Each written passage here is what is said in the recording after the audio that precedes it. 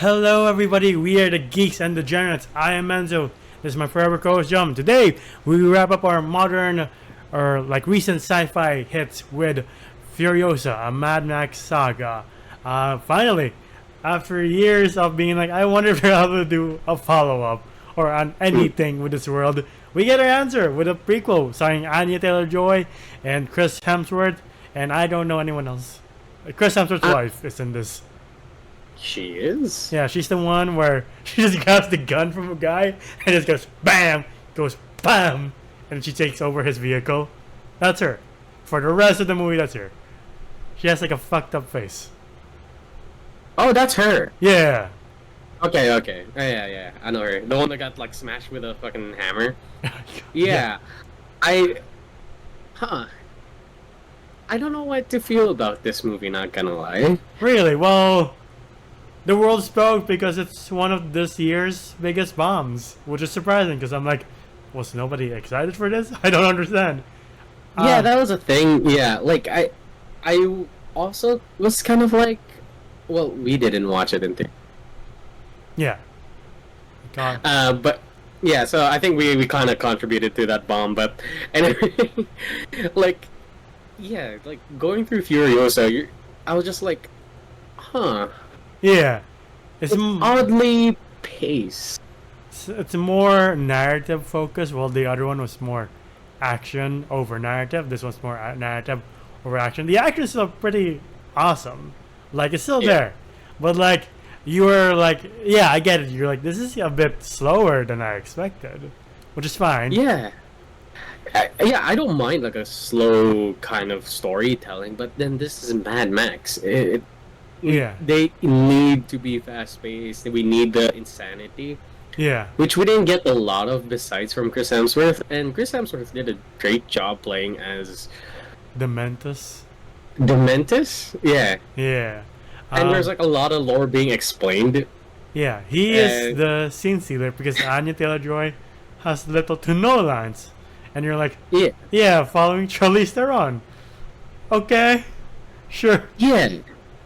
Dude, it is kind of weird, but I love the action. I love Anya Taylor-Joy, and I love the actress for the younger version of Furiosa. Yeah, because they all did an amazing job, like performing. Yeah. Anya Taylor-Joy didn't talk much, even though Furiosa does talk.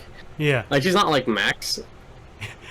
It's more of a physical performance, and you're like, God damn, Anya Taylor-Joy, this is incredible to watch. And like, I think she said something along the lines of like, maybe in 20 years let's talk about the experience, because like I can only imagine how difficult it was to get on that rig and not fall off, because she does do her own stunts, and you're like, holy fuck. But yeah, going right into it, Furiosa, you see her origin, you see how brutal Dementus can be with anyone who doesn't give what he wants.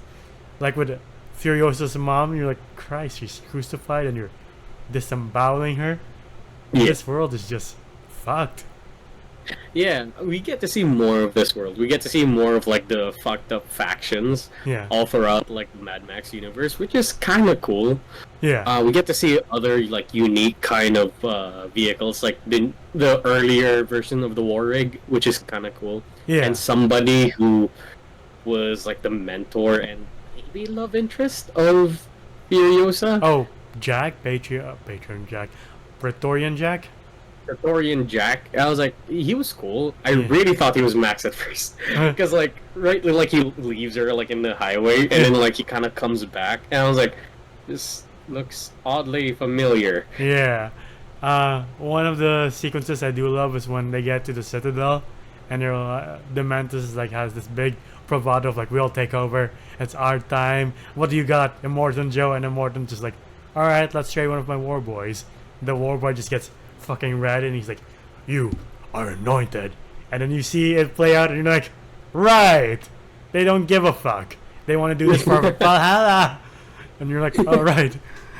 Yeah, and I love that where like one of them was just like, you see that they're all devoted and ready to do the exact same thing. Yeah.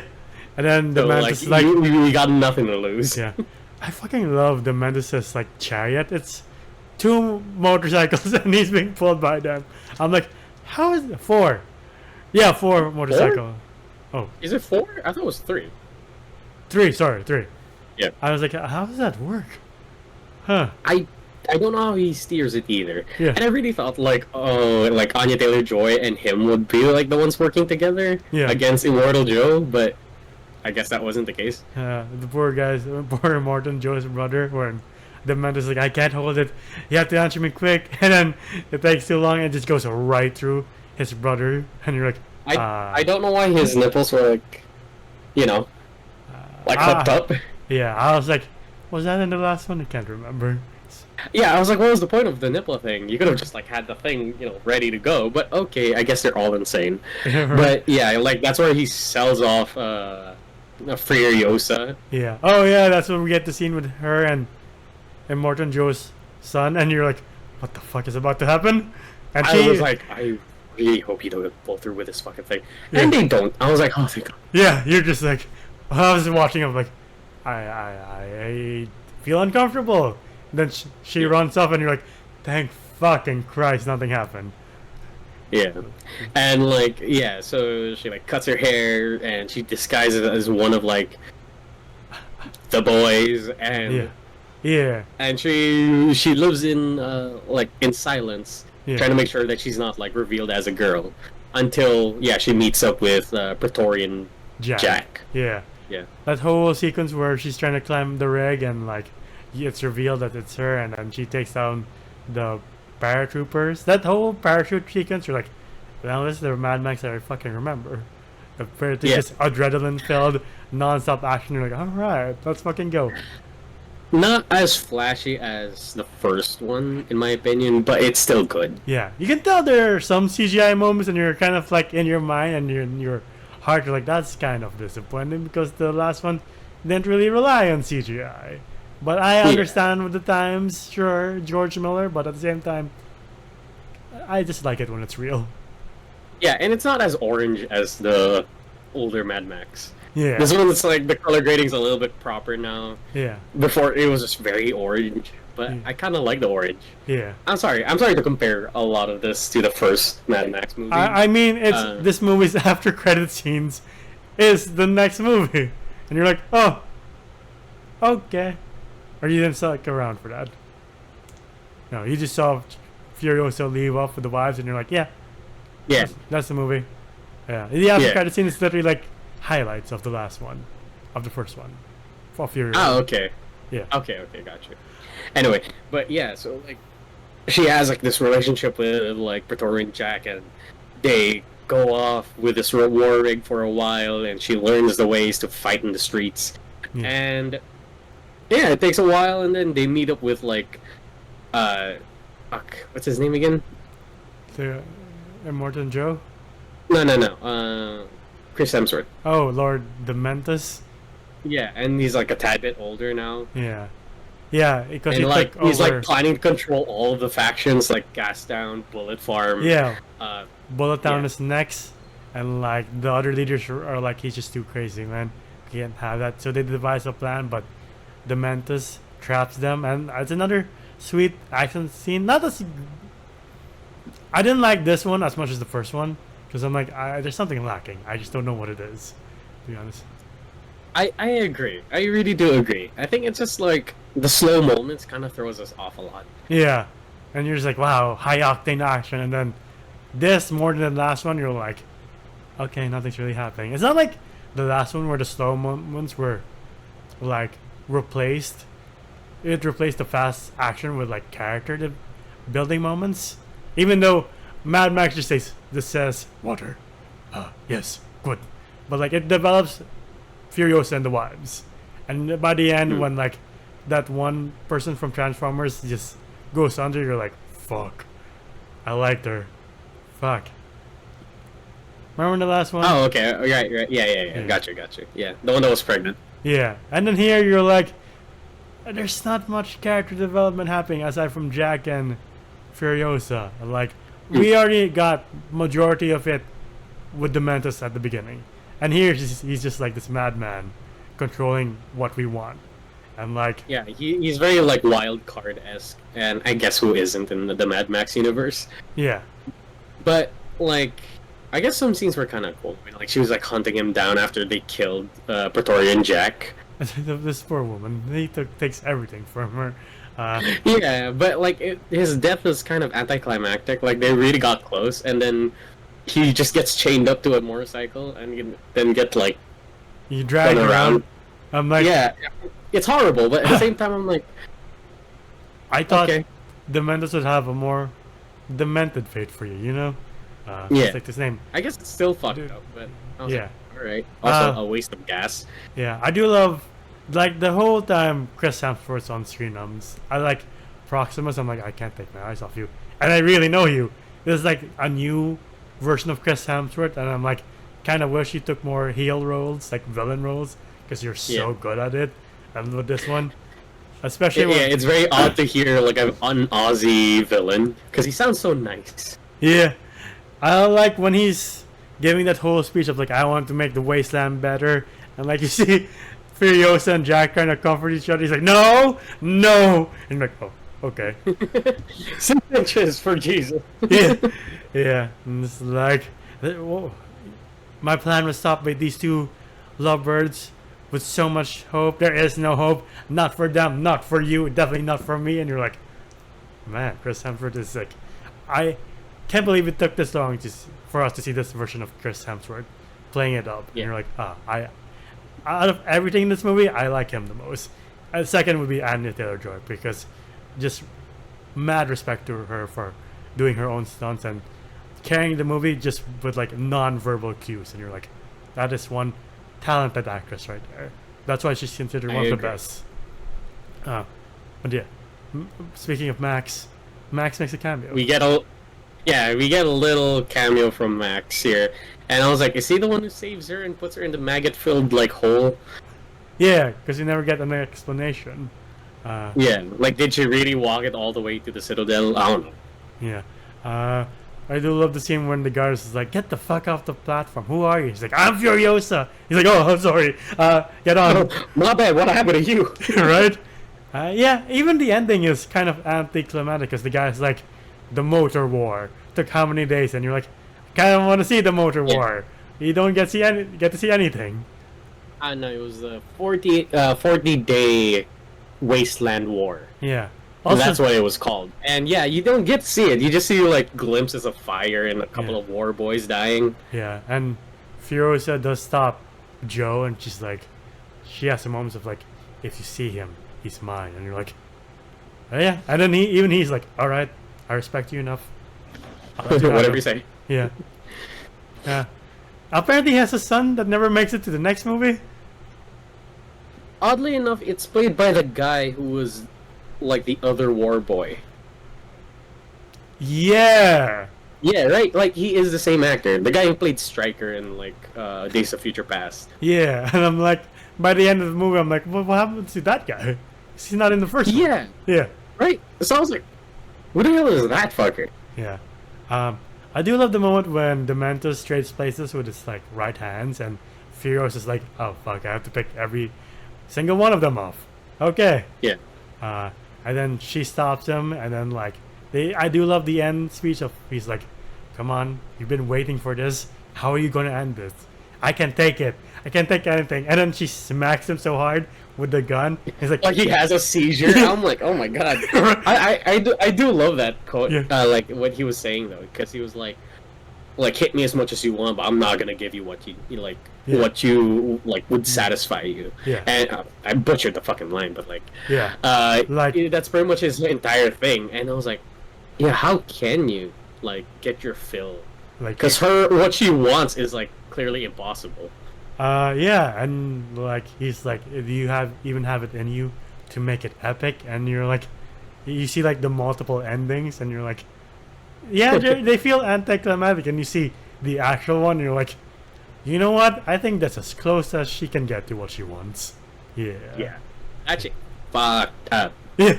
Where I think they even like foreshadowed it in the first part of the movie, where her wig like falls on the tree, and then the tree like grows into the wig. Yeah. And this is what happens to Dementis, where instead of like killing him, she plants a seed inside of him Yeah. and lets the tree grow, and he's still alive because the water is keeping him alive. Yeah. I am not sure. And it's implied that he's still very much alive by the time Yeah. the next one wraps up, and you're like, huh. I know there's a sequel to the first one called The Wasteland, and I can't wait for that. But like, yeah, this one ends with like how you know the story to end, with the beginning of Mad Max Fury Road, and you even see Charlize Theron by the end. You're like, oh, okay, cool. Her face shape just changes Yeah. within a span of hours. Right? Yeah, that's an odd thing too, because you're like, in all due respect, Anya Taylor-Joy looks nothing like Charlize Theron. Yeah. Like her younger version in this movie looks exactly like Anya, and then Anya doesn't look like Charlize, and you're like, there's something missing here. Something. Yeah. wrong. Very. Yeah. I Yeah. agree. Uh, But it's all right. It's still an okay movie. yeah. I though I will think we'll have differing scores, which will be interesting Yeah. to see. But yeah, what would you rate Furiosa? I would rate Furiosa 7 out of 10. Yeah, like, sorry to say, and I put so much high praises on the first movie. Yeah. Not saying like the acting or the cinematography was lacking in any way. No, Yeah. they were all amazing, even the choreography. So kudos to Anya Taylor-Joy for like doing her own stunts. Yeah. It was just oddly paced, like in the quiet moments where there's like nothing happening, and I'm just like, this is odd. Yeah. You know, it for a high, like a high octane action movie. There's a lot of slow moments where you're like, this movie's very long, but you're just like an hour in. I'm like, what? Yeah. Yeah. And yeah, it's a lot of world building. I get it. If you're really into that, I guess you'll like this. Yeah. But the pacing and the action is a little bit of a far cry from the first one, Yeah. in my opinion. Is it as good? Not really. Is it as like as action packed? Kinda. Like the action's there, Yeah. but I still prefer the first one. Okay. Yeah. Same here. Yeah. I said we might have different scores, but that's not the case. So I'll also give this a 7. Like aside from Anya and then Chris giving like one hell of performances, like both those actors like just prove why they are some of the best in the world. The story's fine. And like I wish it was a bit more better pace. And like I'm not saying I prefer action over narrative or narrative over action. I'm just saying like this needed a bit more character building moments. Like the only main characters that come out fully developed are one Anya Taylor-Joy, 2 Chris Hemsworth, and like maybe 3 Praetorian Jack, but that's like a far cry. We don't get to really discover more about Immortan Joe or his weird right hands or his sons. They're just the same, except for the one guy who never shows up for the sequel, and you're like, what the fuck happens to you? That's what I'm wondering. And aside, He's a war boy, I guess. sure. And like it's so beautifully shot, and like the stunts when you realize that those are real, that's actually happening. It's not some green screen. It's amazing to see. But like when Anya Taylor-Joy is like surrounded by fire, and you're like, that's obviously not real. That's fine. It kind of takes away from the moment of like, yeah, the one felt a bit more cohesive and compact, maybe because the quest was just like, let's turn left to save these poor wives, and you're like, all right, and the rest of the action follows. Yeah, I guess that's what also was like maybe a bother, not a bother, but like a little bit off-putting, is that the first one is very simple. Yeah. Go from point A to point B. But here there's so much like branching storytelling, and I'm like a bit off by it. Yeah. I guess it would serve very well if it was a series, in my opinion. Yeah, you're right with the whole pacing too of like man, a lot has happened. We're an hour in. What? How? Thought we were 2 hours in. Fuck. Yeah, I had to check my time because I was like, am I almost done with this? Yeah. It doesn't seem like it has concluded yet. But I was like, no, I've still got like an hour and 50. Yeah. I was like, what the fuck? Right. So there have been like three major sci-fi releases this year. One being Dune 2, Kingdom of the Planet of the Apes, and Mad Max. Furiosa. This might be a no shit answer or no shit question, but like, how would you rank them so far? I would rank Dune Part 2 as the first, Planet of the Apes second, and then Furiosa third. Yeah. Oddly enough, like, not odd, but like it's for me it's weird because like Furiosa is like the kind of black sheep in the three group. Yeah. Like Dune was a 10 out of 10 for me. Planet of the Apes was a 9 out of 10. They're all high score, while this one's a 7. So I'm just like, that's a little bit of a far off from the chart. Yeah. And I kind of wish, because I am a big fan of like the Mad Max like universe. Sadly, this one wasn't up to par. Yeah. To the first one, and that's fine. Yeah. Same rankings, but like if I didn't have to limit it to sci-fi, I think my third movie would be Inside Out 2 from like last month, because that movie was pretty good, and like I was surprised of how good Pixar's sequel was. I'm like, fucking finally, Disney's back on track, because let's be honest, Disney has been kind of missing the balls from here to there. But yeah, to the audience watching, what's your favorite movie so far this year? Maybe it's Dune 2, maybe it's the remake of Mean Girls that came out this year, the musical version. I heard it was weird. Yeah, same here. Am I forgetting other movies that we haven't done yet or forgot to mention? There's Lisa Frankenstein, done by Zelda Williams, the daughter of Robin Williams, with Liza Sobrano and Catherine Newton. I think that's her name. Yeah. And there's also, Romulus coming out soon, so can't wait for that. Yeah. Oh man, I really am excited. There's a new trailer that comes out, but we're not doing that. I'm not watching it. Yeah. Yeah, same here. And this week, when we release this video, Deadpool and Wolverine should be out by this time. Yeah. So I don't know if we're going to do that right away. Who knows? I mean, I'm down to watch it with you. All right. Anyway, but yeah, that's been a dying, folks. That's been a review for Furiosa and Mad Max Saga. What do you guys think? What's your favorite Mad Max movie? Whether it's the Mel Gibson ones or the more recent ones, this one and Fury Road. Whatever it is, comment down below. If you like our videos, please like them, subscribe to the channel, and ding the bell icon to get notified of when we upload next. We're also on Spotify and TikTok. TikTok to see your best and funniest moments. Spotify to hear us on the go. In the video, I'm Enswolf on Letterboxd and Zoja's Voices on TikTok. How about you? Where can they find you? Oh, you can find me at JomGM_ on Instagram. It is Maricon. And until the next one, we'll see you then. Bye, everybody.